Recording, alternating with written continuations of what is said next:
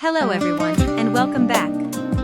Today, we're talking about one of the most common questions new breastfeeding moms ask: when is the best time to use a manual breast pump?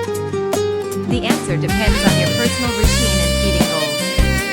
Many moms find it helpful to pump after a breastfeeding session because milk production has already been stimulated.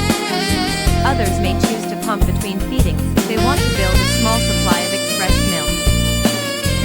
Some parents prefer using a manual breast pump in the morning, when milk production is often higher.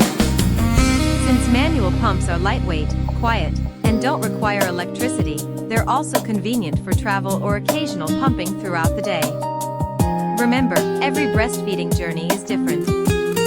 Some moms pump daily, while others only pump when needed. The most important thing is choosing a routine that feels comfortable and works well for you and your baby. If you're unsure about the best pumping schedule for your situation, a healthcare professional or certified lactation consultant